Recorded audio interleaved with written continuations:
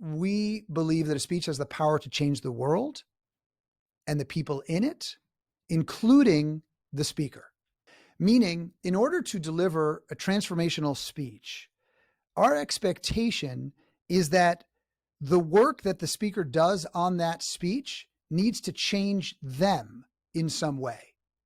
If you're the same exact person after you've gone through a full ideation, script development, rehearsal process for a speech that you're going to then take out and deliver for a long period of time, if you're the same person, then it's probably not a deep work speech. It needs to change you in some way. Our deepest fear is that we are powerful beyond measure.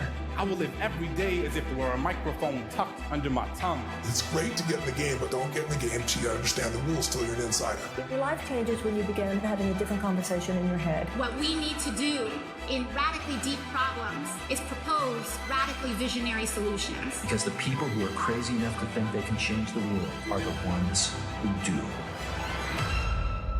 Greetings everyone, my name is Julie Masters and welcome to another episode of Inside Influence, in which I delve into the minds of some of the world's most fascinating influencers or experts in influence to get to the bottom of what it really takes to own your voice and then amplify it to drive an industry, a conversation, a movement, or a nation. Now here's today's question. Do you consider yourself to be an expert or a visionary?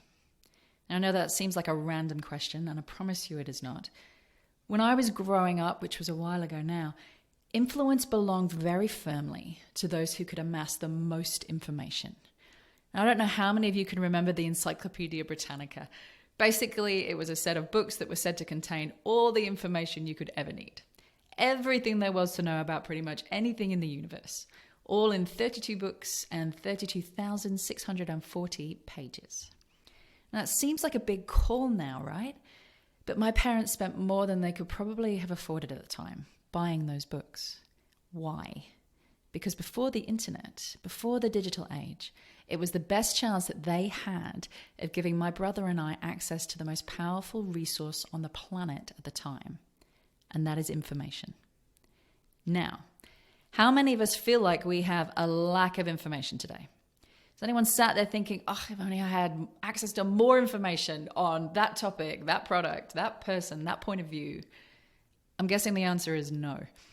And that brings me right back to where we started, which is the key difference between an expert and a visionary and the importance of figuring out which one you want to be. In today's episode, I speak with Michael Port, New York Times and Wall Street Journal best-selling author, TED speaker, and co-founder and CEO of Heroic Public Speaking.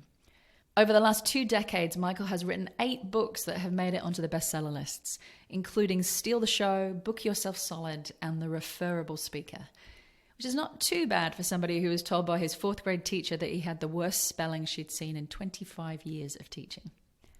Over that time, and together with his wife and co-founder Amy Port, he has also built Heroic Public Speaking worldwide, offering the most complete and effective speaker training in the world, all centered around teaching speakers and presenters what actors have always known, which is how to craft an authentic performance during presentations, pitches, and most importantly, life's high-stake moments.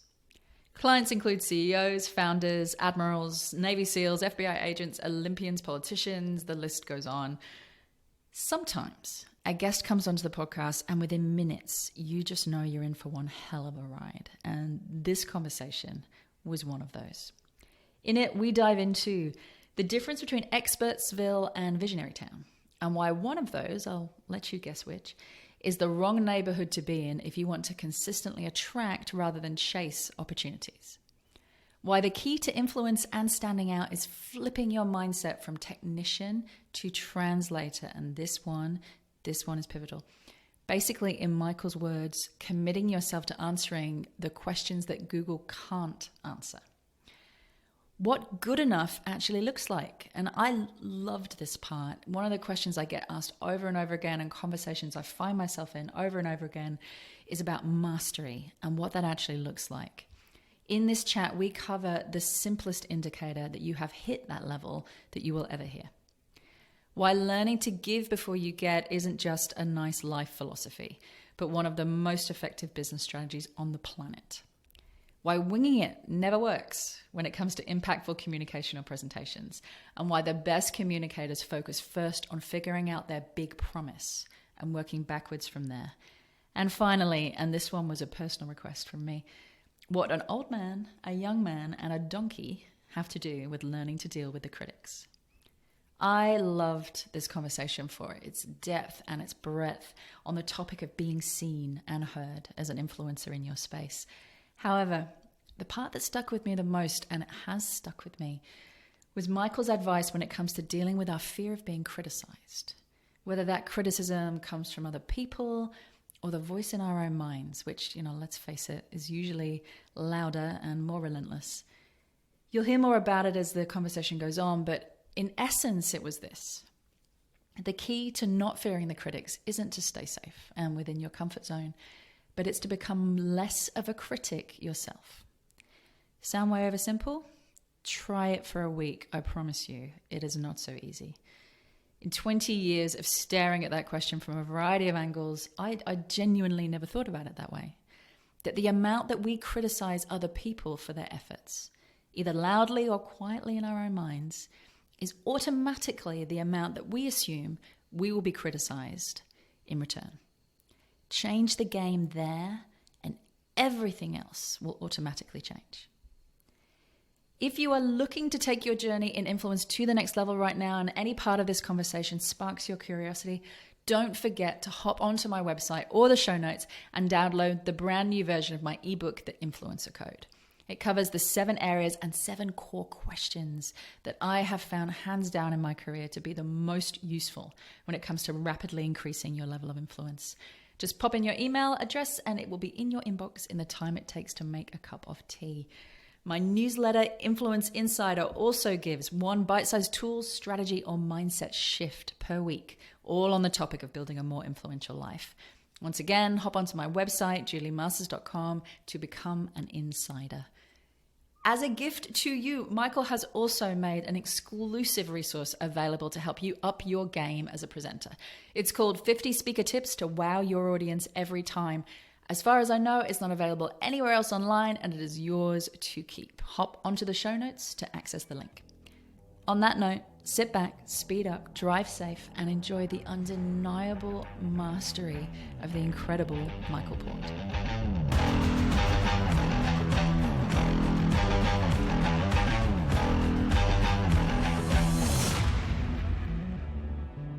Welcome to the podcast, Michael Port. Well, thank you so much. Great to have you here. I wanted to kick off with the question that those who have listened for a long time are very familiar with, and that is the question of, is there an idea right now that has captured your attention that's kind of having a lot of influence on your thinking? And the reason I ask is that I find those on the fringes of ideas, those who are standing out with their thought leadership or their knowledge, tend to find ideas before the rest of us. So what idea has captured you? Well, this is an idea that is not something I'm particularly focused on in my work, but it's something that I'm particularly focused on in my life. And that's the idea that something might be common, but that doesn't mean that it's normal. Something might be common, but it doesn't mean that it's normal. And I started thinking about this idea as I was thinking about Ruby, our daughter, who's 12, as she comes into her early teen years. And I was thinking about that conversation that I wanted to have with her about, some of the things that she may experience that she hasn't yet or hasn't recognized that she's experienced yet. And I think that idea struck me. I was trying to figure out, how do I explain to her all these things that are out in the world that are common, but not normal? So when she gets a catcall or a whistle from some guy on the street, well, that's pretty common, but I don't want her to misunderstand that and think that it's normal. It's not normal. There are so many things like that. when you extrapolate and you start looking around, for example, just because, you will often get, say, financial advice from people in the financial industry that is not in your best interest. That may be common, but that is not normal and shouldn't be expected or accepted as normal. And it just is a healthy reminder not to accept things just because they're common, and start to conform to normalcy around areas or issues that really are not and should not be normal. You're reminding me of that work around kind of neuroplasticity, when you accept that you wire your brain as you go. We're all wiring and rewiring ourselves as we go. The things that you accept as normal are the things you wire for. Yes. They're the things that become normal in your life. You develop faster pathways to them, and therefore, Yes. they tend to happen more and more frequently because you're wired for them. So essentially what you're saying is, there are things that you come across that you need to know how to handle because they're going to come up every once in a while, but you don't want to wire for them. Like, that shouldn't be a part of your normal reality that you accept on a day-to-day basis. It's one thing to say that, and it's another thing to frame your children for it. It's another thing to frame yourself for it. How did you have that conversation? Have you had that conversation? We've had parts of it, because I think if I tried to have the entire conversation at once, I think that might be a little bit overwhelming. So we want to go gradually into the night, I think, on that conversation. One of my favorite quotes is from Winston Churchill. He said, "It's a mistake to look too far ahead. Only one link in the chain of destiny can be handled at a time." So I just go one link at a time with the kids and try not to get ahead of myself, because I have a habit of getting ahead of myself, which I don't think is uncommon for entrepreneurs. We tend to be futuristic and we want to do everything really quickly. We see the big picture, so we want to get the big picture painted. I want to make sure everybody understands it. And then, everybody just jumps right into that picture. And that's not necessarily how everybody will operate around our ideas. So just slowly, one small conversation at a time. And for me, it's just pointing it out. If I see something, just noticing and seeing if she notices what I noticed. So I'll ask, what did you notice in that interaction? One of the things that we know about communication is that very often when somebody is trying to influence someone else, they will work really hard at trying to get that other person to say, "You're right." So if I was trying to convince you of something, Julie, I would, and I wasn't intentional about it, I might try to push my idea until you, "Yes, you're right, Michael." But when somebody says "you're right" in that way, yeah, you're right. What are they really saying? Please stop talking. Yes, that's it. Okay, you're right. I'm done. That's what it means. So but instead what we can do is to try to get the people we're hoping to influence to say, "Oh, that's right." Because if they say that's right, it's also their idea. They're agreeing with the idea, not you as the person who's promoting the idea. And if they buy into the idea, then you have a shared idea, a shared value, which is very different than just trying to get somebody to adopt your idea or your value.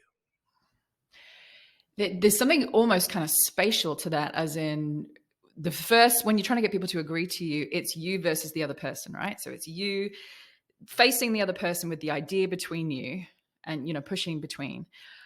The flip that you're talking about in my mind is almost, okay, well, we flip. It's hard to do this over an audio medium, but all right, you come stand next to me and let's look at this idea together. This is not about me, how much you like me, how much you've agreed with me on any other topic. Let's just look at this together and figure out how we feel about this thing. And I loved the language you used there around, did you notice? Did you see that thing? Because it gives somebody permission to go, no, I saw it differently. Yeah. Yeah. One of the things that at Heroic Public Speaking we recommend is that folks who are trying to influence others do their best to stay away from using absolutes. Now, I understand in the world of marketing and sort of typical persuasion, there's a school of thought that suggests that you have to have the answers and that you need to show an absolute clear vision with no holes, and that's the way that you're going to convince people to do what you want. But I think anybody, that's been out there for a little while recognizes that, sometimes the more they push an idea, the more they push people away. And so what we recommend is doing your best to stay away from absolutes so that you leave room for other people's perspectives. So for example, when you're giving a presentation, instead of saying, you have to do this, or everybody thinks this, or this is the way that all of those absolute statements may create a more combative dynamic between you and the audience, because they say, well, I have to. Do I really have to? I'm not sure if I have to. So for example, if I said, Julie, no one likes earwax flavored ice cream. At first you might giggle, and then you might start thinking, well, there was this kid named Fritz in my second grade class. He used to put his finger in his ear and then in his mouth. I bet you that guy would like earwax flavored ice cream. Well, first of all, I just sent you down a tangent that I don't want to send you down when I'm presenting an idea that is not actually about earwax flavored ice cream. And secondly, you're looking for the hole. It's what we do naturally. You're trying, if I said, well, nobody is successful by doing X. And then you go, actually, my sister's boyfriend did that once and he crushed it. You'll find the outlier, and then your credibility is slightly damaged because you used an absolute and they found an argument that broke that down. So we just say, look, it seems like, or you might consider, or it's often the case that, or have you noticed that?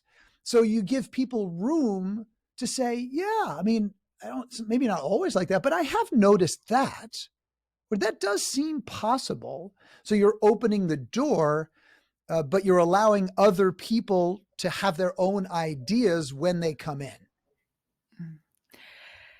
I'm also just thinking, when you put things out there like absolutes, and as you said, our brain automatically goes to find the outlier. What I've noticed is if people are trying to think, oh, have I got an example of where that's not true? Have I come across that before? They are not listening. As soon as you give somebody's brain a task to do, they stop listening to you. And so that's the other disadvantage with absolutes, is that as soon as you put one out there, the entire room stops listening for the duration that it takes them to try and disprove it. You got it. I want to just jump in. We're here to talk about speaking, which is your area of absolute, genius and wisdom, but it doesn't take, a genius to know that we're also talking about influence here in other realms of life. And a quote that I got from you is, public speaking is notoriously difficult, but good luck trying to avoid it. And it's funny that we're talking about absolutes, because then my brain went, well, what do you mean? I'm fairly sure somebody could go their whole life and avoid public speaking. So I've basically just proved your point. So tell me what you mean by that statement. Yeah. Well, I say good luck trying to avoid it, because maybe they can, but you're going to need a lot of luck. Because I think at some point you're probably going to need to use your voice. And if you don't have a voice that you can use, if you're not able to use a voice, you may use sign language, you may write. There are so many different ways that we communicate, and it's not just verbal. Interestingly enough, what's ironic about public speaking is that people often think that your success or failure as a speaker is primarily influenced by what you say, when in fact audiences are often more influenced by what they see when you're presenting. Meaning, public speaking is a visual medium for the most part. Of course, right now we're in an audio only medium. And so we're using our voices in such a way that translates well for this medium. And it does take some skill to develop the ability to use this medium well. But when you're standing on a stage or you're in front of a group of people, their interpretation of you is based not just on what's coming out of your mouth, but the visual experience they have. So, for example, if you took, say, 20 founders, 20 entrepreneurs who were pitching a panel of VCs, and you recorded all of the pitches, and you turned off the volume so you couldn't hear them. You could only see the pitch. The entrepreneur who is most performative is the one who the viewers will think was granted money, was financed. So often the folks who are watching public speakers are influenced as much by the physical experience and the visual experience of that person as they are by the ideas that they're sharing. So sometimes we have speakers who will come in and they're very, very performative, but the material's weak. It's very thin. Sometimes we'll have performers come in and their material's very deep. The work is very, very deep, but the performance elements are weak. And so, there's no one way to do this, and every performer is different. There's no formula to being a great speaker. There is a formula for developing a sustainable career as a speaker. And Andrew Davis and I just wrote a book about it. We spent 2 years analyzing this, but there isn't one formula that makes a speech work over another. There are certain elements in a speech that are consistently present. There are certain aspects of a speech in terms of how it's structured that can make it more transformational, but there isn't one way to give a speech. There isn't a cookie cutter formula for actually coming up with the idea for a speech, writing a speech, and then staging and delivering that speech, because it is a creative art. So there is a formula for success in the business, but there is not only one way to deliver a transformational experience for an audience. The element part that you were just talking about there, the structure of a compelling speech. We're gonna dive deep into that, but I just wanted to pick up on, the myth that every speech has to be in front of 100 people, 1,000 people. Now, you come from that world, I come from that world. But what we're also talking about here, and I love the language that I've heard you use about this before, which we're talking about life's, high stakes moments. That's right. And we all have high stakes moments. Mm-hmm. Whether you're having a high stake moment with your children, as we were talking about at the beginning, whether you are having a high stakes moment at work, you're pitching for a raise, whether you're talking to your clients, whatever it is, there are a lot of high stakes moments in life. Why?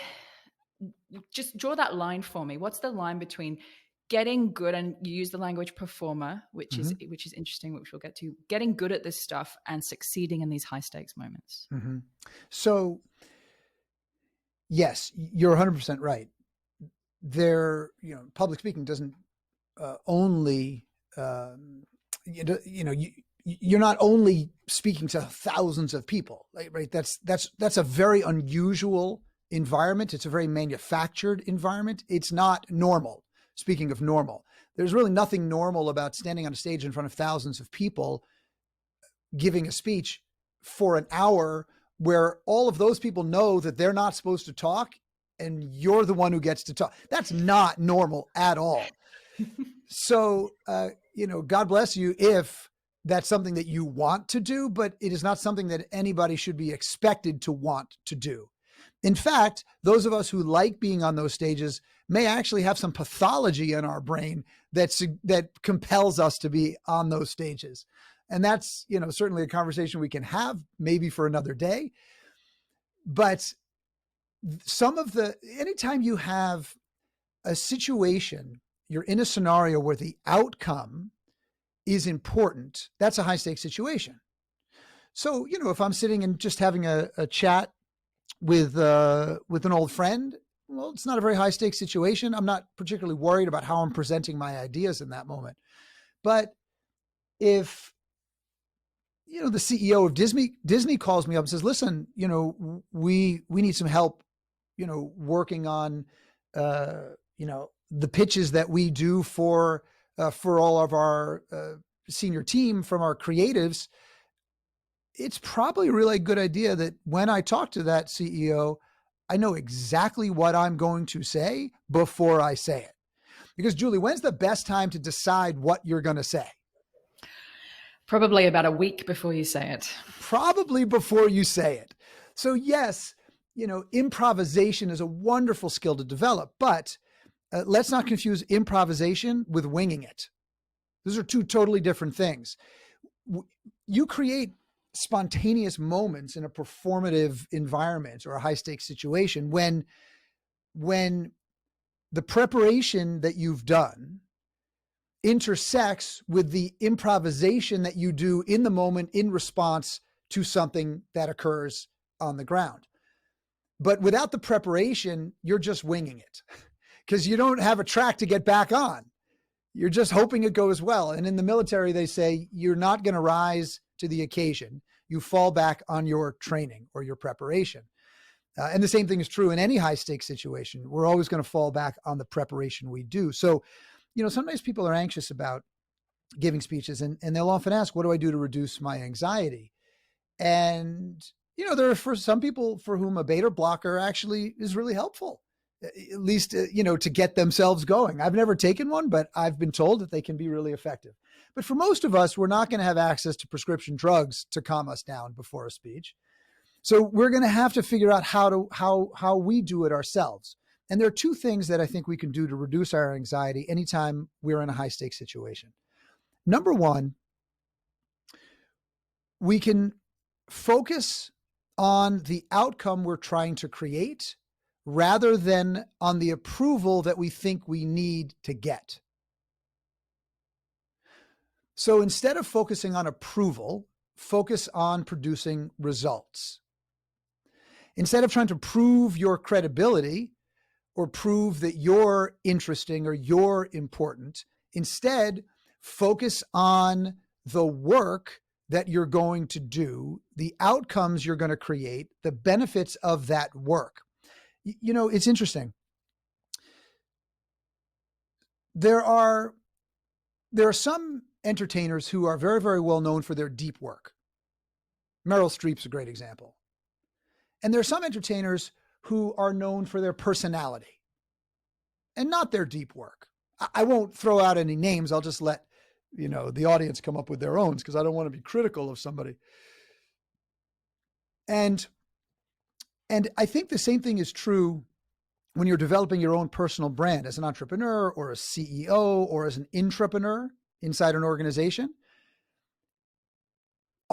Very often what I see people do when they start thinking about developing intellectual property to give speeches or start to move into thought leadership or just trying to build a brand, based on, your area of expertise. Sometimes what I see them do is focus initially on proving that they're credible, proving that they're important, proving that they know what they're doing, marketing themselves as an expert. When in fact, experts are a dime a dozen. And in fact, expertise has been commoditized. The last thing I would ever want to do is call myself an expert. And the last thing I want to be called is an expert. Because if you turn on YouTube, you can find an expert, who can teach you almost anything about almost anything you could possibly ever want to learn. And I can get back to what the solution is and how to get out of Expertville, because in Expertville, I think you become a commodity, and when you're a commodity, your value decreases. But because most people live in Expertville, they think that they need to prove their expertise, and they do it by trying to, beef up their credentials and promote their credentials. When in fact, what gets people interested are the ideas that you have and the work that you do. And so one of the things that we focus on in the Referable Speaker is the concept of making the leap out of Expertville and into what we call visionary town. Now, as I mentioned, Expertville is overcrowded. Everybody in Expertville has a solution to a typical problem. There are 6 tips for this, 7 secrets here, but then guess what? Someone comes along and they got 6 secrets. So you're like, oh no, now I got to come up with something else. There's tips, hacks, secrets. Most of the folks in Expertville are focusing on how to type content, introducing current best practices. So here's how, this is done today. These are the best ways to do it. It can all be very, very helpful. I'm trying to learn how to sketch. And if I wanted to learn how to sketch a boat, I could probably go on YouTube and say how to sketch a boat. And I could find a kind of formulaic approach to sketching a boat. And that may help me get started, but that's certainly not going to make me a creative artist. And it's certainly not going to be the reason that anybody looks at my boat and says, wow, this is the most beautiful boat I've ever seen. That's not how you learn how to do it. In Visionary Town, the grass is much greener. The fields are wide open, and you see thought leaders frolicking, in the fields and lounging in cafes because they are challenging the status quo.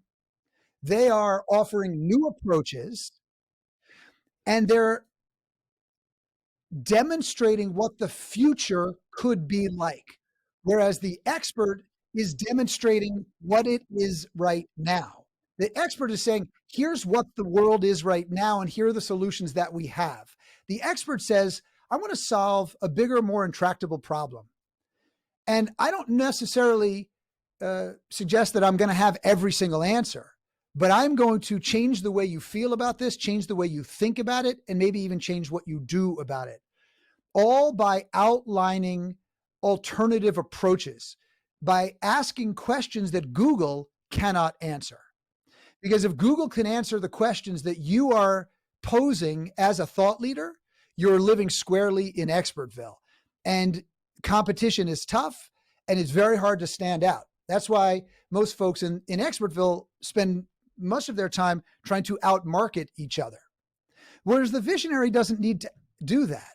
I mean, Cal Newport is a great example of someone who does this kind of work. Cal Newport, in fact, wrote the book called Deep Work. Cal Newport doesn't have social media at all.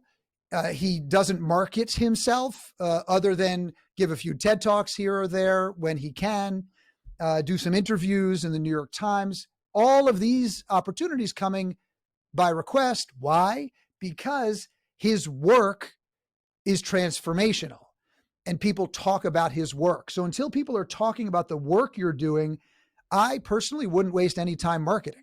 You wouldn't waste any time marketing until people are talking about the work. I wouldn't do any marketing until I'm produced the product and gotten the product out in the world so that other people are talking about it. So that's the marketing. Meaning, if I'm working on a speech, I'm not going to try to market that speech. I'm not going to try to sell that speech to the broad community, that I would normally speak for. What I would do is I would take that speech to a few different venues, and I would start to workshop it after a long rehearsal period. And I would workshop it on smaller stages until I started developing what we call stage side leads. Stage side leads are the only indicator of a speech's success, because you really don't know if your speech is working until you start getting people coming up to you after you deliver it, saying things like, Julie, that totally blew my mind, changed the way I see the world. Are you available on March 23rd? Because we've got an event in Provo, Utah. We'd love to have you keynote it. Are you available? What's your fee? That's a stage side lead. That lead will close faster with fewer objections at higher fees than any other lead that you'll get. Now, it may come in right after you walk off the stage. It may come in, via email the next day. An assistant may call you up. My boss saw you. She really wants you to come and speak at our next event. But the sooner that lead comes from this time you gave the speech, the more likely that lead will close, and for a higher fee for those of you who are speaking, for fees. But if you're not speaking for fees, the same thing is true. Stateside leads are always going to be the indicator of whether or not your speech is working. There's two parts in that. I'm kind of jumping around in my brain. Two parts in that. Number one, I love the stateside lead thing. I remember, because I've been in this industry for 20 years now, right from knowing nothing to hopefully knowing just like a little bit now and relearning every day. But I've been asked a number of times, what does good enough look like? Because someone would say, how do I get on that stage, or how do I get on that platform? And somebody else would reply, well, you just, you need to be good enough. And there's that question, well, what does good enough look like? And I developed an answer years ago because the question just came up so often. And my answer was, when every single thing that you do creates 2 or 3 other opportunities. Yeah. That's the good enough point. That's right. That is the point where you have mastered your craft to the degree that everything you do creates 2 or 3 more opportunities than Until then, you're still in mastering your craft mode. That's right. So you better double down on that. That's right. So that's number one. And that's just absolutely to what you just said.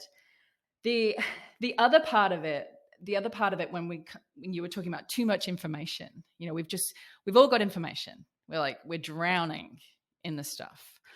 And that idea from Expertville to Visionary Town, which is, you need to stop being a technician.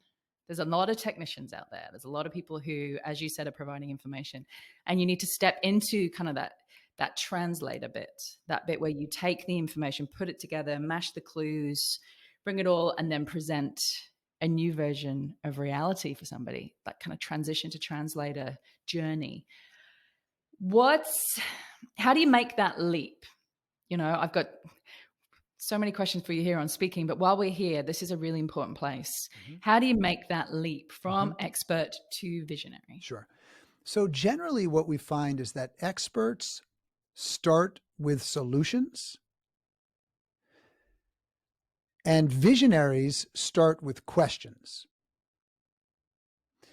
Meaning, ask a question, as I said before, that Google can't answer, and then go on an investigation to uncover a solution that challenges the status quo. And should it be your question or your target market's question? Where do you find that question? Well, it's the question that, if answered, solves a really critical problem for your audience. But they may not know what question to ask, because often, before people have full context of a particular craft, they don't even know what questions to ask. So, for example, at Heroic Public Speaking, we believe that a speech has the power to change the world and the people in it, including the speaker. Meaning, in order to deliver a transformational speech, our expectation is that the work that the speaker does on that speech needs to change them in some way. If you're the same exact person after you've gone through a full ideation, script development, rehearsal process for a speech that you're going to then take out, and deliver for a long period of time, if you're the same person, then it's probably not a deep work speech. It needs to change you in some way.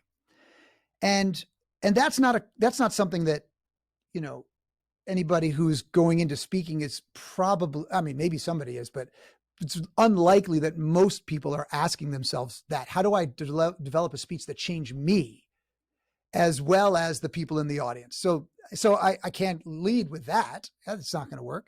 For example, one of a big philosophy at HPS is that, we encourage folks to stop speaking and start performing. Because speaking generally means throw up a PowerPoint, put some slides on it, use it as your notes, go in there, wing it using the PowerPoint to help guide you. You'll use your adrenaline to get really pumped up, and you'll go, I hope the audience is a good audience tonight. You'll leave going, okay, wasn't that bad. People go, oh, I like that story about this. I like that story about that. And then you convince yourself that you did a fantastic job. Meanwhile, it was much lower than what you're actually capable of because you didn't put that much work into it. one of the things I mentioned before is that there were two things that people often, there are two things that I tell people when they ask about, well, how do I reduce my anxiety? The first was, don't focus on approval, just focus on trying to produce results. And the second was to actually know what you're going to do before you do it, because then you can evaluate your performance based on whether you did what you intended to do. And if you did what you intended to do, you go, I can feel good about the work that I did. Now, I've noticed that there's some areas that need some work. Now I can go work on those areas. You know, Andrew Davis is my co-author on The Referable Speaker, and we were chatting yesterday. He called me because he's working on a signature bit for a new speech. He does a new speech every year. And he wanted some support around it, a little brainstorming. And we were talking, and I said, well, what's the response been to the speech thus far? And he said, well, I just did it for a breakout, meaning he did the keynote with his regular speech. They paid him his full fee. And then he said, hey, I'm also happy to do a breakout with some new material because I'd like to work on it and I won't charge you anything. And they said, oh my God, that's incredible. So they got this extra session. And I said, so how was it? He said, well, I would score it. I'd probably on a scale of 1 to 10, 10 being the best, I'd score it about a 1. But I know what I want to work on now. You see, he's 100% focused on the work itself. He doesn't feel bad because he went in doing exactly what he planned to do. And he knows what needs to be improved. So he's just not caught up in whether or not he was good or whether they liked him. And I said, my plan is to go in and work this new material. I'm going to focus on these 2 sections. I want to film the audience so I can watch their response to those sections afterwards. And then I can keep working on those sections to try to improve them for next time. And maybe I can get to a 2 out of 10. And then the next time a 3 and a 4 and a 5. And it may take him a year to get that speech to a 10 out of 10. But anything worth doing generally takes some time to do. I mean, that just makes me so happy. That level of commitment to mastery. No, it does. Yeah. Because you're looking for anyone that's listening, if you're looking at taking your life's body of work, in your career, it might not be your life's body of work. It might be the last 2 years. But if you believe you have something that is useful enough to say that you want to take to a stage or stand up in front of 5 people, 15 people, 500 people, whatever, and say it, then firstly, let's just do that justice. Like, you have sweated blood and tears for this information. Let's do it justice. Secondly, if you're going to put it out there, as you said, divorce yourself from it. You're getting forensic about it. What is it about this at work? Where are the energy map it? Where were the ups? Where were the downs? What happened there? Yeah. And kind of move yourself out of, as you said, approval. But the other part is that I love about what you were just saying is he gave before he asked, which I think is a flip that most people miss. He gave before he asked. I mean, there's a lot of people that I work with that have to speak or influence at scale, and they're not getting paid to do so. Mm-hmm. They're doing it for their industry. They're doing it for their work. And there's a percentage that do get paid to go out there in the world and speak. Either way, if it's the path you want to take, give before you ask. Approach your industry body, approach a client and say, hey, I've got this thing that I'm working on. If you want to get 10 people around a round table, I promise you the information is going to be the best that I can bring you, but this is the first time I will have done it. Mm-hmm. And, I'd love to do it with you. Yes. Like, give it out before you expect the world to come kind of beating down your door. Yeah. We don't think you get speeches. We think you earn them. But I would encourage folks to wipe the slate clean, meaning sometimes, we work with a lot of folks who come out of really interesting positions, very senior positions at large companies, or, maybe they were a Navy SEAL or an astronaut or, something where they were operating at the highest level of their field. And sometimes they think that previous experience is going to make them effective on the stage. And it would be like saying, just because someone was a professional football player, that they could just automatically play baseball. It's really, we've seen the best athletes in the world try to make those transitions. And it's really, really difficult to do because it's a totally different craft.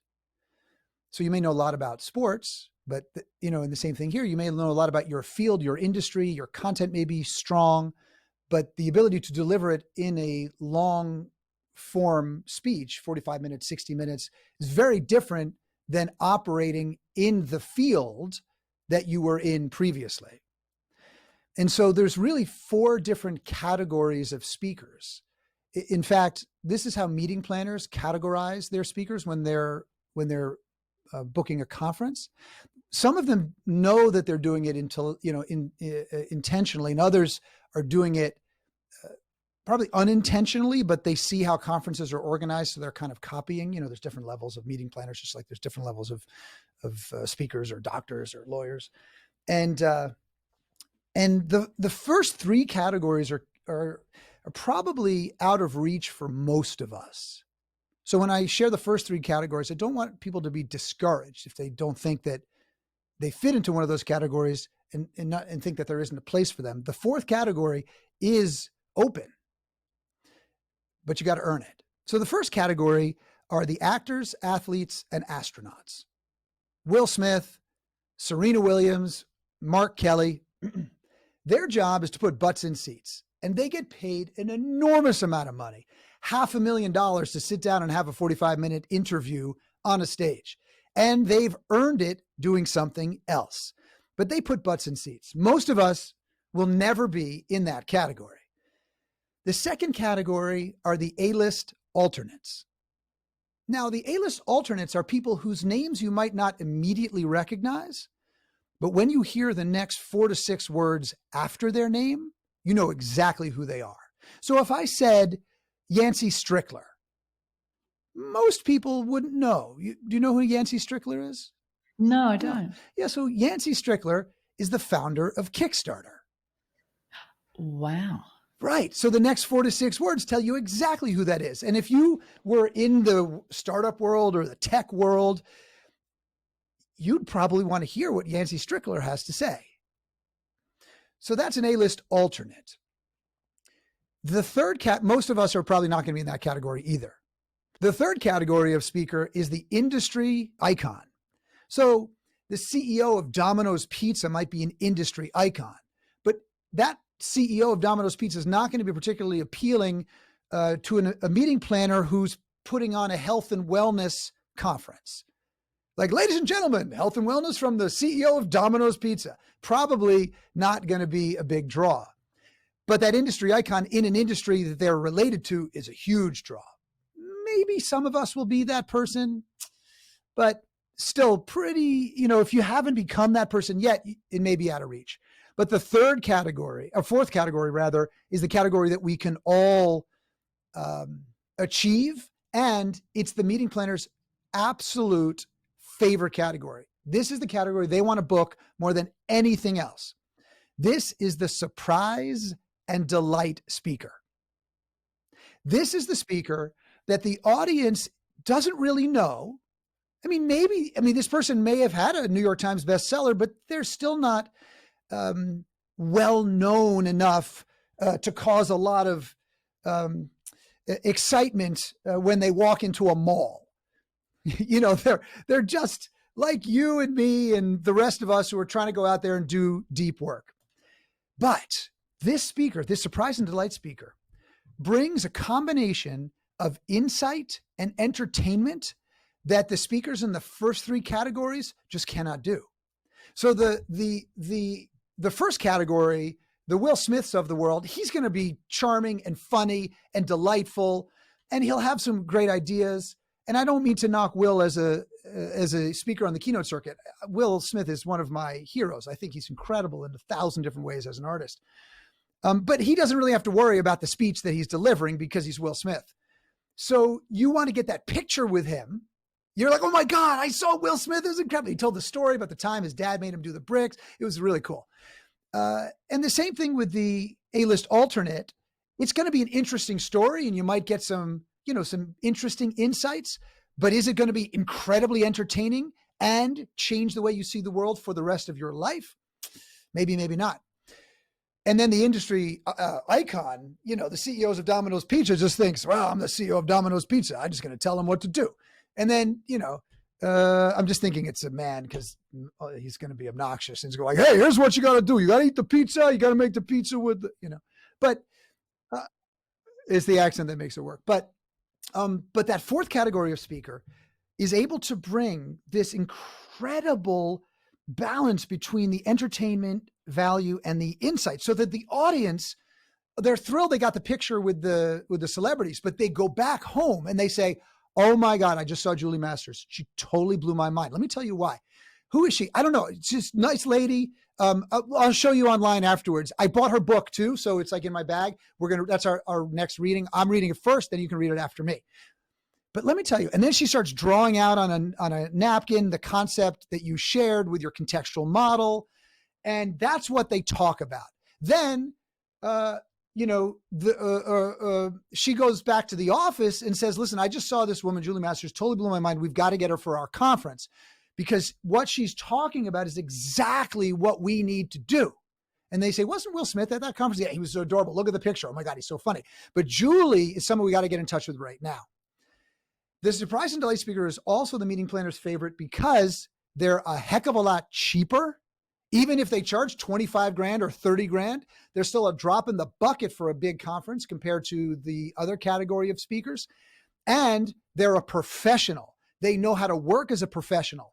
They don't have to deal with handlers and diva behavior and trying to coordinate, taking the green M&Ms out of the M&M bowl. They just get a pro who they say, listen, Julie, I want to book you for 15 events this year. We got all these different conferences. You're my go-to speaker on X. Can we do it? Can I get a little discount for all 15? You're like, yeah, sure, no problem. That's the surprise and delight speaker who creates a transformational experience by changing the way people feel, the way they think, and the way they act. And that speaker will work always. And lastly, I want to say this. The reason that speaker keeps working is because people want to see it at their events after they've seen it at some other event, or they recommend it to somebody else.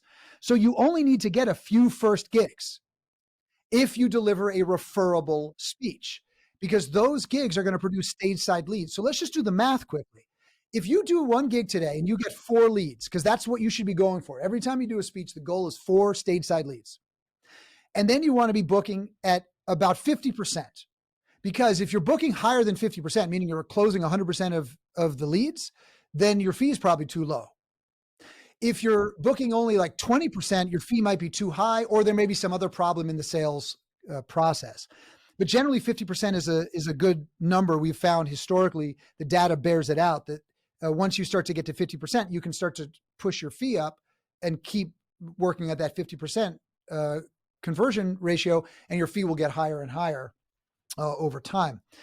But let's say you get 4 leads and you book 2 of those. Well, now you got 2 more gigs you do. And each of those 2 gigs, you get 4 more leads. That's a total of 8 leads. You book 4 of those.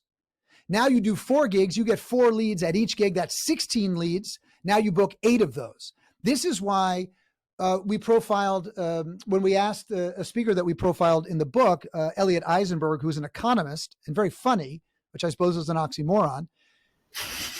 When we asked him, what do you do for marketing? He said, I pick up the phone.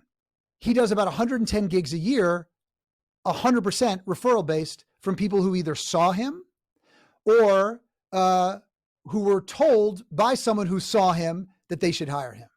So you only need to do a little bit of work to get those first few gigs if the speech is a referable gig, because the speech will produce more gigs. And then you build a healthy referral tree over time, and you keep adding on new, what we call fractals, you could call them markets, new small verticals or new small markets, because, if you speak for attorneys, well, there's probably going to be an accountant in there somewhere who says, you know what, I've got an event that I'm on the committee for an accounting association. This would be perfect for us.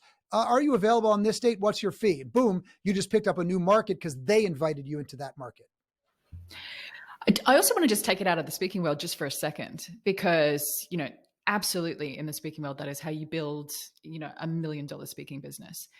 But also if you work within an organization or you have your own organization and you're using getting on stages to build opportunities, exactly the same thing applies. 100%. If you're getting on the right stages and you have mastered this craft well enough, every time you get on that stage, it should create, let's use your number, it should create 4 opportunities for your business that you can then close. So the same applies, regardless of the outcome, if you're mastering your craft and you're on the right stages. Yeah. I want to kind of pull back a little bit here to the craft for a second. Sure. Because there were so many questions. I mean, so much language used there, contextual model. You know, I could talk to you about this all day, but I want to go to the craft for a second. And I just want to talk about structure, because one of the questions that I get asked a lot is, you know, what does a great speech look like? How do I become a great presenter? And the first reply I always give is structure. It's structure. You know, as you said, don't wing it. You don't pick up a guitar without learning the chords first and think that you're just going to, you know, maestro your way to something beautiful. You're not. You're going to learn the foundational moves, and the foundational moves always stay the same. So let's talk about the foundational moves, the core chords of a great presentation. Is there a particular structure that you work with, or the elements that you use? Yeah, so we use a number of different processes to give people a way in.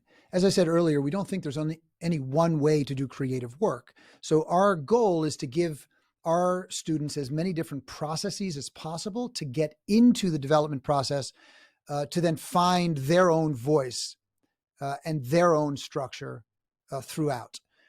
Because again, it's not formulaic in terms of how you develop a speech. You know, for example, they say, tell them what you're going to tell them, then tell them what you told them. Yes, I could see the value in that formula in some circumstances, but it's absolutely not necessary to do. In fact, you know, imagine you turned on the television when you were about to watch an episode of Breaking Bad. And, you know, Bryan Cranston is there at the beginning, he's the lead actor, and he says, listen, let me tell you what's going to happen in this episode. And he walks you through the whole thing. And you go, okay, enjoy. You're going to be like, what? It's I can't, do you watch trailers, you know, like coming next week? Never. Because if you watch that, you're going to know what happens, and you don't want to know what happens. It takes all the fun out of it. There's no wonder or sense of there's no thrill or sense of excitement or curiosity gap. So you don't need to tell them what you're going to tell them and then tell them and then tell them what you told them. You can take them on a journey. I just say that because a lot of the things that you read about speaking are not necessarily rules of thumb. They're just tactics or tips that, you know, authors who write content pieces for blogs recycle again and again. Like, start with a story. Well, no, not really always. And we also probably want to start with a good story that is connected to our big idea, that has a moment of reflection. And so it's more nuanced than I think the way we often treat it. But there are a few elements that do exist in a great pitch or a speech or an argument. And I'd love to detail them for you briefly. We certainly could talk about them for weeks, but there are 5 foundational elements that we see exist in most great speeches and pitches or arguments. And the first is a big idea. Now, a big idea doesn't need to be different to make a difference. It just needs to be true for the people that you serve. It needs to resonate with them. But if you're only worried about being different, you're probably going to come up with something that nobody really wants. So number 1, a big idea. And we uncover this big idea by going on an investigation and asking a question that Google can't answer. Number 2, a promise to the audience. Every speech or pitch has some sort of promise, and we want to be really clear about what that promise is. Number 3, being able to articulate, being able to demonstrate, illustrate how the world looks to the people in the room.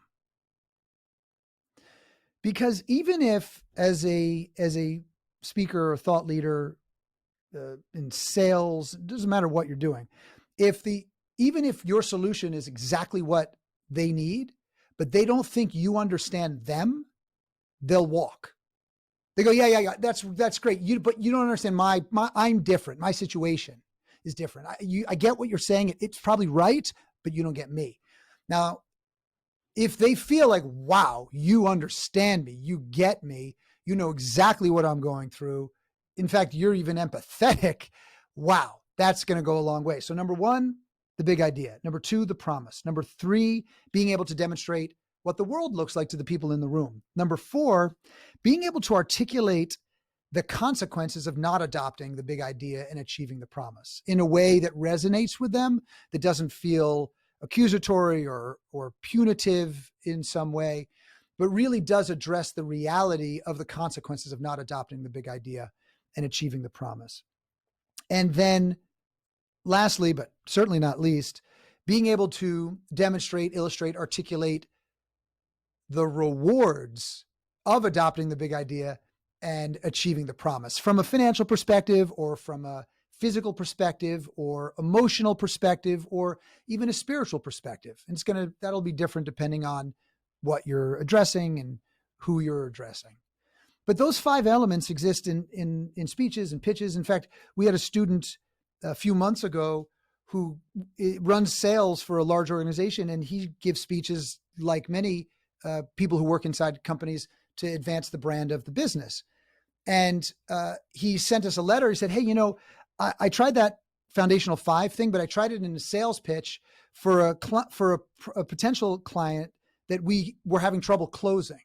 It was about 1.5 years we were working on this deal, and it was a big deal, and we just couldn't get any traction. So I said, I'm going to throw out everything I've done. I'm just going to use that foundational 5, organize my pitch around those 5 elements, and see what happens. They closed $50 million in business that day. Oh my goodness. Now I should say, not typical of all results. $50 million is a lot of dollars.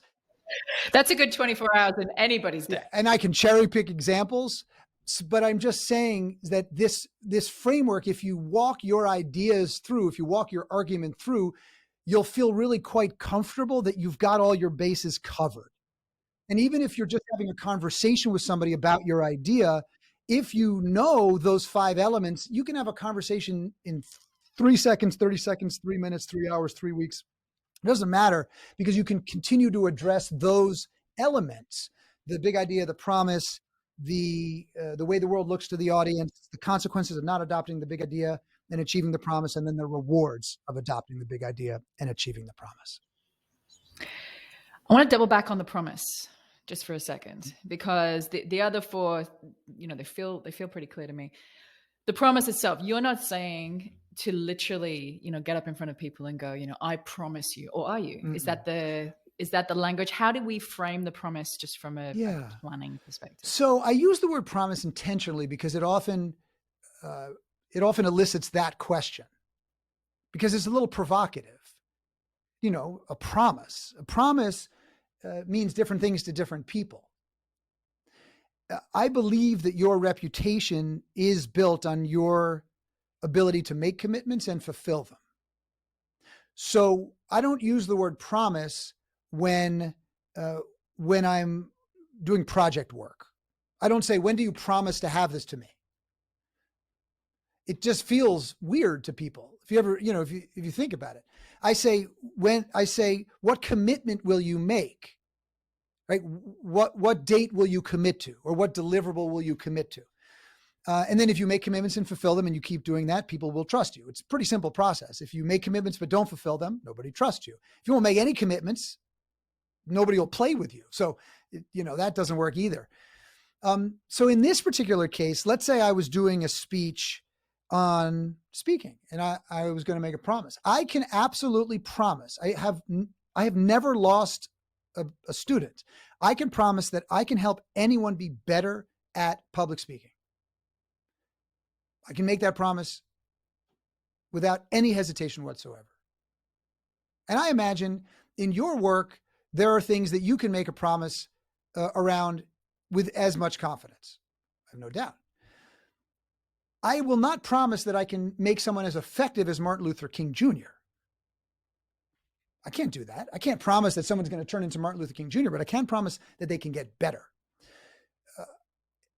Someone once said to me, Michael, I saw someone who went through one of your training programs, and they were fine, but I didn't think they were like the best speaker I ever saw. I said, did you see them before they started? Because that's the litmus test you should be using. That's our job here, is not to make people the same. Our job is to make people better than they are today in service of the goals that they have. Not everybody has the same goals. And so that's critically important. But I think that it really is, it means a lot to an audience and to a speaker. And I think it becomes transformational for you as a speaker when your intellectual property is so strong that you can make a promise you can stand behind. I can't promise somebody that they'll make an exact amount of money speaking. I can't do that. I'm not going to promise somebody that they'll double their fee. That would be insane. Does it happen? Yes. Do I expect people are going to be more successful if they get better at it? Of course. So I think that if you're clear on what you're comfortable promising and what you're comfortable not, then you have a clear delineation between the two, and it's not an issue. It's not a question for you. And either way, it's an interesting reflection point for you as somebody who is obviously stepping into the place of mastery of your craft, of, I have ideas worth sharing. Well, that would be the litmus test, right? Like, if these ideas are worth sharing, what are you prepared to stand behind? That's right. What shift or transformation or increase do you believe 100% is possible? And you have seen it, you've walked that road, you've held the hand of other people who have gone down that road as you have hundreds of times. What's the number one mistake that people make when they approach the craft of putting together a speech? Well, I think that depends on who we're talking about and what type of speech they're working on.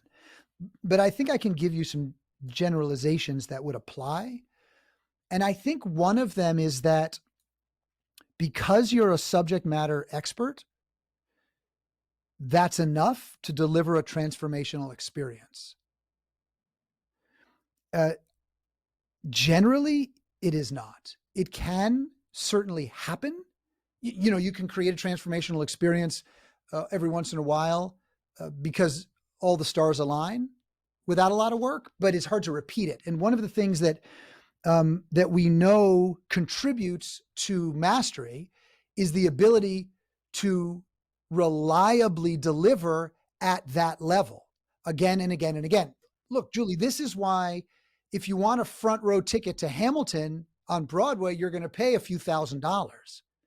But if you want a front row ticket to an improv show, you're only going to pay maybe 15 or 20.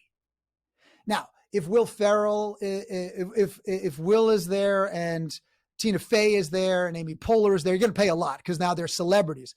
But the reason that it's a big difference is because every single time the cast of Hamilton put on that show, it works. Because they have spent from when Lin-Manuel Miranda started working on it to now, it's over 10 years. It took him 1 year just to write the song, My Shot. So every time they deliver it, it works because they've been working on it for so long. But at the improv night, maybe it'll work, maybe it won't. A couple skits will be funny. A couple of them will really bomb, but you're like, it's fine. It's $15. I'm here with friends. We're fooling around. It's a nice night. You're not going to spend $2,000 on those improv night tickets unless you know it's going to work. And so I think that this idea that just because, you understand your material and you're charming and people tell you that you have the gift for the gab, that's enough to really create a transformational experience that people will remember and talk about, or that will earn you stage side leads, is a mistake that I've seen people make again and again and again and again. So the amount of preparation that you think you need to deliver a transformational experience, I would generally multiply that by probably a factor of 10. So just to highlight that, if you believe you need a day to prepare for this opportunity, if that's what you framed in your head, then in actual fact, you need 10 Correct. days. And so take it out further. If you think you need a month, which is what most people do when they think about preparing a speech, let's say a 60-minute speech, really they need 10 months. That's a huge amplification. Yes. And I think that it gives credence to how important every single detail is when you're looking again at the mastery of this. The pauses, the stories, the energy map. Did the audience come forward? Did they move backwards a little bit just then? And it also gives credence to the getting it out there, giving it, trying it, doing it over and over again. Correct. It's a little bit like what a comedian does when they're working on material. So generally, when you see a comedy special on Netflix or HBO, that's material that comedian has been working on for the better part of a year, if not longer. And they may even pull material that's 5 years old into that new speech. And I think getting comfortable with the discomfort that comes with the creative process of improving something like a speech or a performance is very important. So I heard Aziz Ansari on NPR a number of years ago, and he was talking about the most impactful moment that he had as a young comedian. And it was at a comedy club, small little comedy club in New York City, when he was a young comedian. Chris Rock showed up to do a set. Now, Chris Rock was uber famous at the time, and one of Aziz's heroes. And Chris Rock went out there with some notes, did a couple jokes, bombed about as badly as you could imagine. He got maybe 1 or 2 chuckles because he was Chris Rock. The only reason they didn't throw things at him was because he was Chris Rock. And when he walked off stage, Aziz saw him walking down the stairs cracking up. And he's like, oh, wow. So, yeah, that didn't seem to go as well as I would have thought it would go. And Chris Rock is like, oh man, I bombed. That's the greatest thing that happened to me.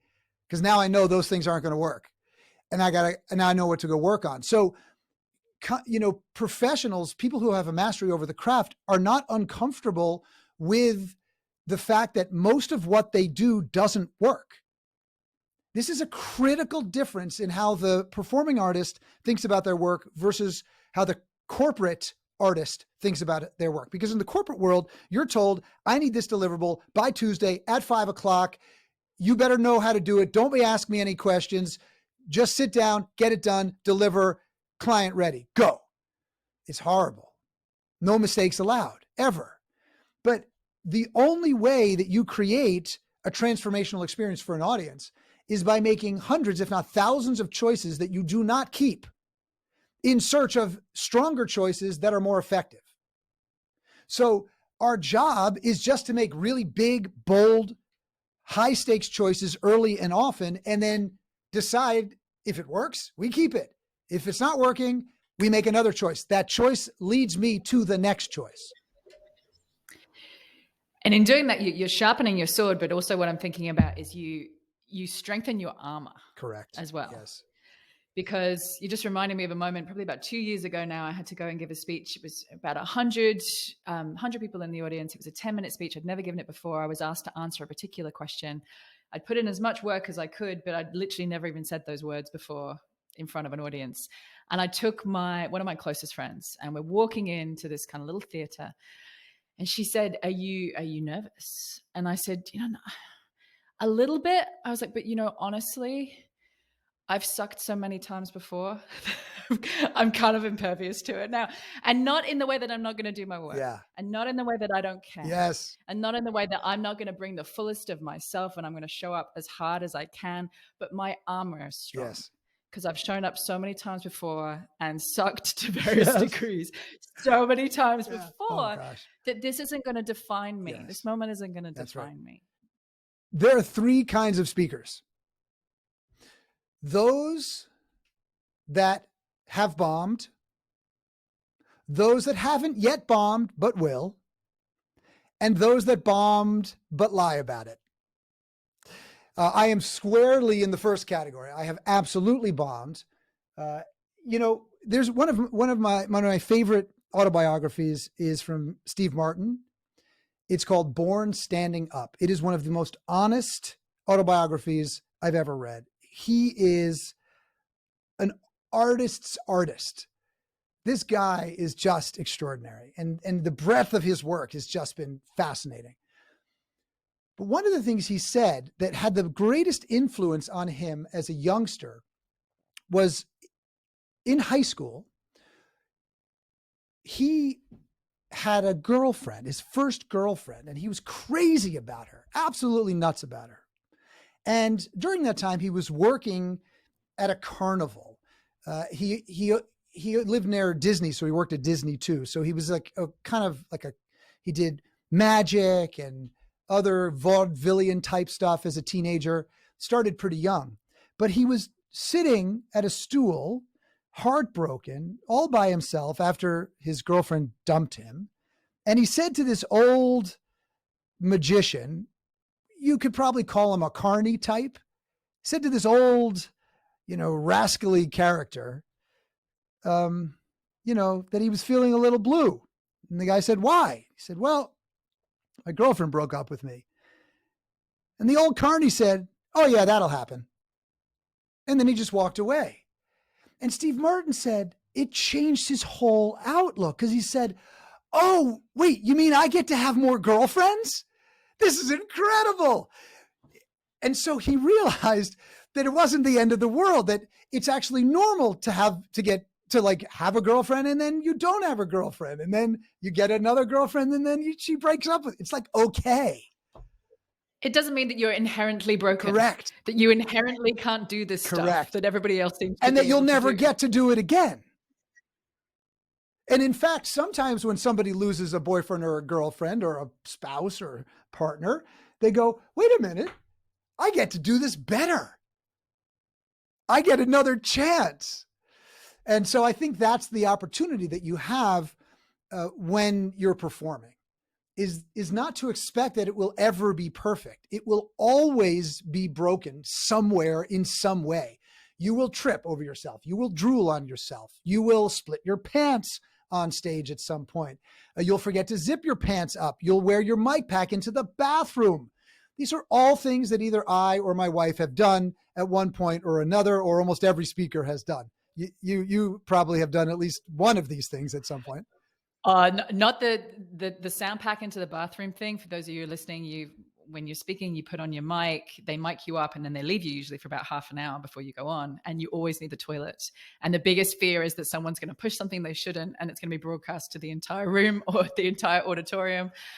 I live in such fear of that has never happened, but so many other things. Just to speak to it, recently I was on a panel. I had to interview these people on these panels. I went to stand up at the end and realized that my leg had gone dead.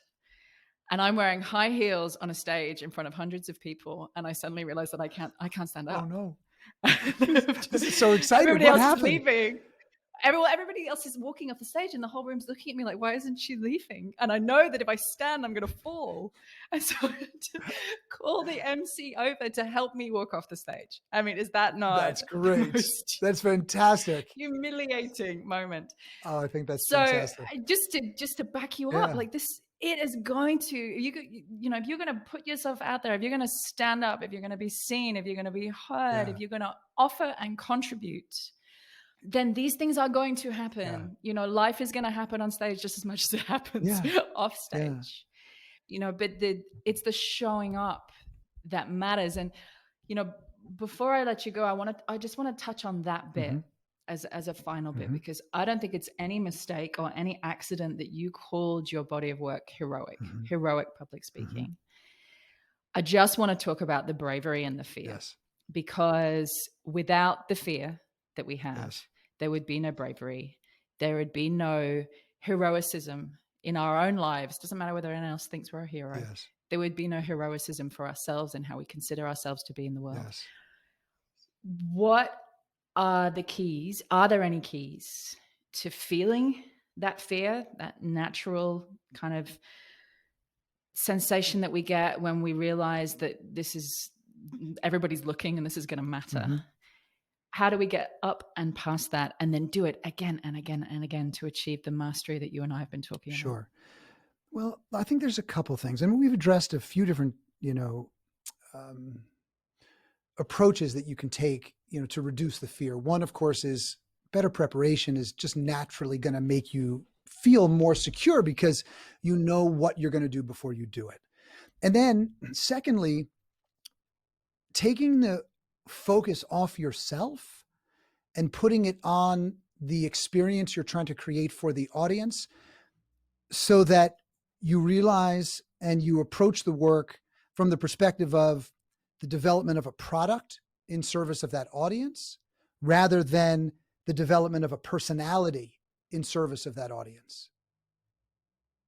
Because the product is something that you can keep working on. The personality, although yes, in more traditional psychology terms, your personality is not fixed. But if you think that you have to fix yourself to be a better speaker, you probably won't get much better because you're not broken. There's nothing to fix. You might be well served by learning stage craft so that you're improving your ability to use the sounds of the words, to use your voice, to breathe, to move on stage. You learn the craft of blocking and staging. All of these are technical things that you learn. And those are things that you can learn quite quickly. And I'll use something that I'm trying right now as an example to try to demonstrate this.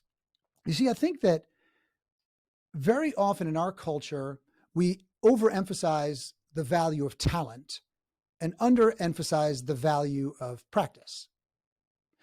You know, when an article, I mean, look at almost any article about an Olympian or some big author or a big speaker or whomever, and they focus on their gifts and their talents and their uniqueness and how special they are and what's so different about them. And then we read that and we go, oh my God, how on earth am I ever going to be anything other than what I am right now? Because these people are somehow blessed and gifted. I don't have that kind of talent. So if you think that a lot of talent is a prerequisite for doing this work or almost any work outside of, maybe, look, if you want to be a professional basketball player, you're going to need some size. That's important, right? There are certainly some things in some areas where it's important, but and when I say you, I mean the listener, for what you are going to do you need to have outsized talent? And I think the answer is probably no. You don't need to be the reason I mentioned Steve Martin earlier is because Steve Martin says, I had no discernible talent. I couldn't act, I couldn't sing, and I couldn't dance. So he came up with his own type of comedy. He learned everything about how everybody does it. And then he said, I don't like it that way. I want to come up with something that nobody does, and I'm willing to break all the rules. He learned all the rules first. And then you realize that Steve Martin created a whole type of comedy that didn't exist. In fact, he invented the stadium experience. He was the first and biggest stadium stand-up comedian in the world. And most people don't know that. But yeah, he was that big. So I mention this because this weekend, my wife and I went to look at some art and some galleries, and went to a new gallery called the Lockman Gallery here near our house in Peddlersville, or Peddlers Village, Pennsylvania. And I loved this work. I just thought his work was absolutely tremendous. It really spoke to me. And I said to the artist, look, I'm interested in learning how to paint just for my own therapeutic purposes. And I said, do you recommend a class? What should I do? He said, not really. He's like, I'll tell you what, get yourself a sketchbook, get a pencil, and just start sketching. And then when you have some stuff, stop by and I'll give you the next step. And when we left, Amy said, Michael, I think you just got an art teacher, and not just any old teacher, a master teacher. I mean, this artist is a pretty big deal with an incredible body of work over his career. And so I've been sketching an hour a day, and it's really fun. And my work is probably at a fourth grader's level, I would think. But what I've already realized in just this short period of time is I'm actually getting better already. And I never thought I could draw. And I had this realization, wait a minute, I teach this stuff. And yet I had this mental block around a different creative discipline that I couldn't do it because I just didn't have that talent. When in fact, you could create something that was technically perfect, but nobody feels anything when they see it. And you can create something that looks like a fourth grader drew it, and you'll have people in tears because it's so meaningful, because the story is there. So I just say, like, if you want to do this work, or you want to do any work, as hard and daunting and challenging as it seems like it might be, as far off as your goal might be right now, as little talent as you think you have, all you got to do is start doing just a little bit of it every day. Just work on writing one paragraph for a speech every day, and then get up on your feet and try it. just a little bit. And then it just gets more normal. Remember at the beginning, we first talked about, something might be common, but it doesn't mean it's normal. If you just practice something a little bit every day so that you get comfortable with the discomfort that comes along with that thing, it starts to become normal. So we can choose to normalize things that scare us, but that we want to overcome. And we can denormalize. I don't think that's a word, but we can make things. We'll go with it. We can make things that are common, but shouldn't be normal, foreign to us, so that they are not normal. And then I think we just get better faster because we're not quite so worried about being good the first time we try something. And I'd say something else I can promise you on that is if you commit to exactly what you just laid out there, you commit to a paragraph every day, you commit to half an hour every day, you commit to an hour every day, whatever it happens to be, writing, speaking, whatever discipline you're trying to have some mastery around. I can promise you from personal experience and having watched a lot of journeys in this world that you will become more and more enchanted by it. And the more enchanted you become by it, the more it will start to live in you, and the more it will start to move through you, and the more you will start to become it, and the more curious you will become about it. You will fall in love with it, is what I'm trying to say, at a deeper and a deeper and a deeper level. And it is that love, to use a word that, probably set off alarm bells for a lot of people. It's that love that will take you to the level of mastery that you are seeking. Yeah. Because right now it's just a logical concept in your head. I need this skill to get better. Yep. But the more you do it, the more enchanted you will become with it, the more you will fall in love with it. And it's the energy of that will make you compelling.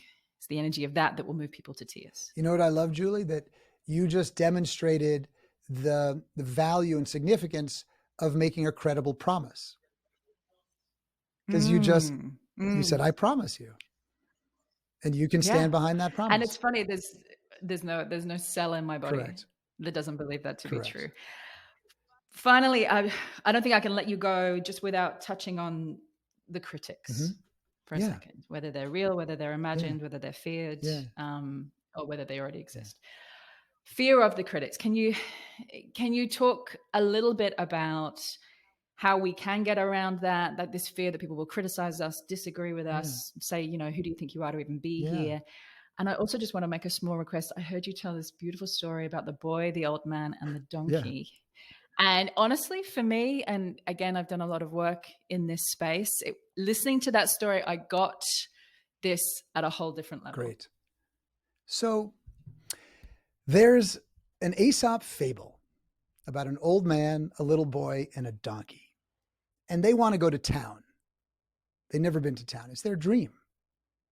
One day they decided to go to town. And it was likely because they had just listened to Julie Masters' podcast. And they got really fired up. Like, finally, we're going to do it. Let's go. So off they go. Now, when they started, the old man is on the donkey and the little boy is just walking next to the donkey.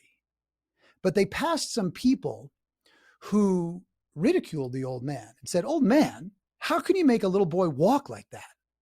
That's terrible." So they stopped.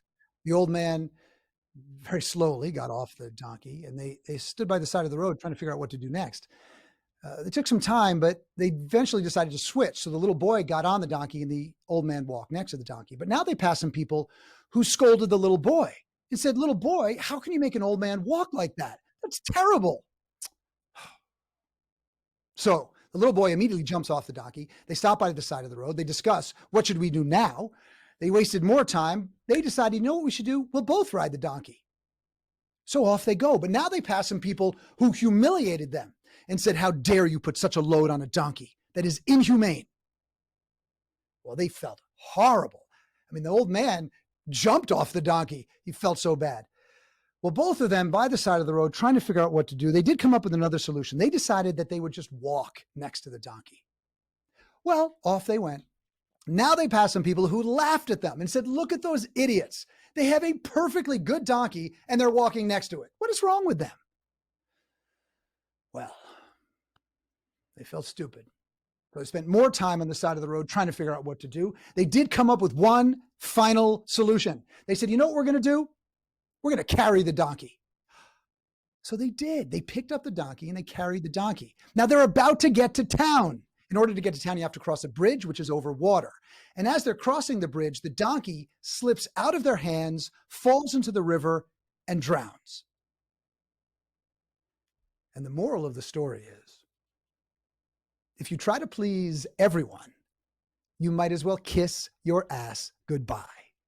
I was just saying, I love that story. I love that story. And, you know, it feels like a kind of a story you'd sit around your bedside with your children and tell.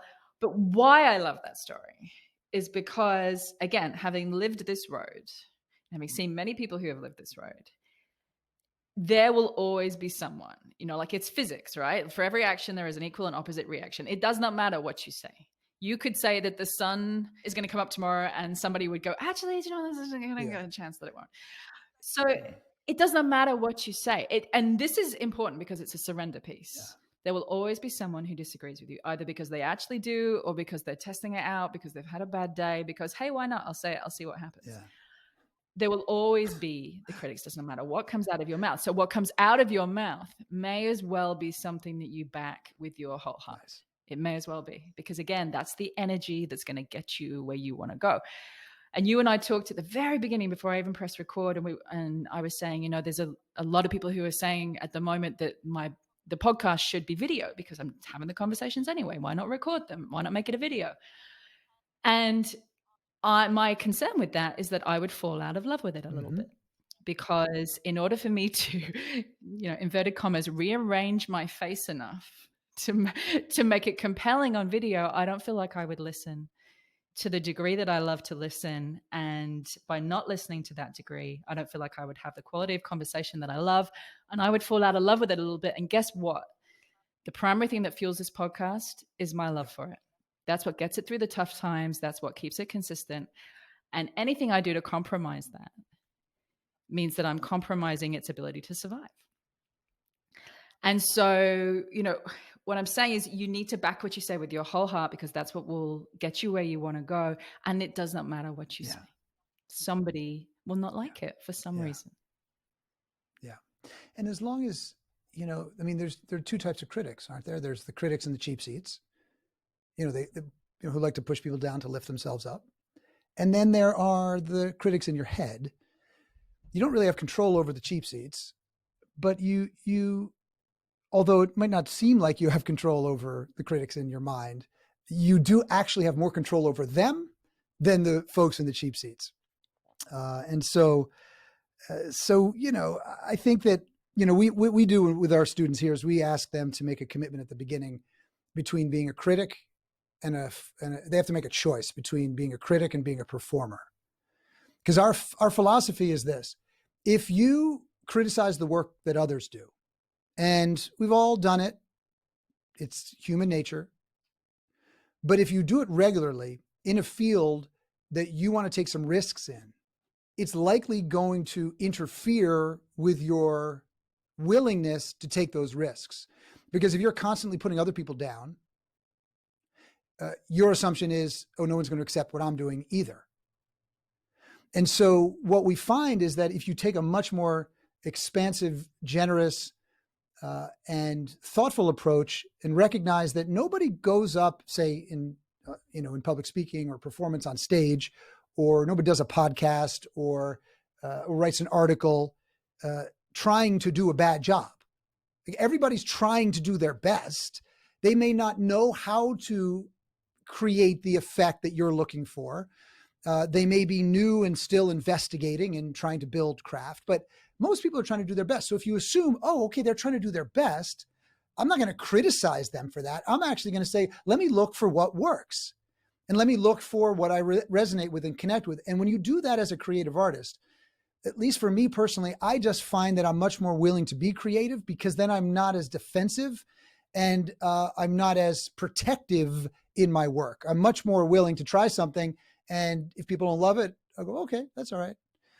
So I just think you can make a choice, be a performer or a critic. So when you find yourself criticizing others in an area where you're trying to improve, see if you can just go zip, zip it, zip it, and just try to do away with that. And you may find that it actually builds confidence in yourself because you're just a little bit more graceful and generous in the way that you're thinking about other people's work as well as your own work. Do you know what? That has to be, I think, the best piece of guidance I have ever heard in this area in terms of taking control. You can't control the critics. You can't control what happens on the day. And I wrote it down. The key to not fearing the critics is to become less of a critic yourself. Yeah. I think that I'm going to put a full stop there. I think that's probably one of the most powerful pieces of advice in this area that I've heard. Michael, thank you so much. Thank you for your time, for your wisdom. I feel like we went in all the different places and all of them came back to exactly the place where I knew that they would, which is, taking responsibility for stepping up into your mastery and your influence and your voice. Thank you. You're welcome. Thank you so much for having me. It was a real pleasure.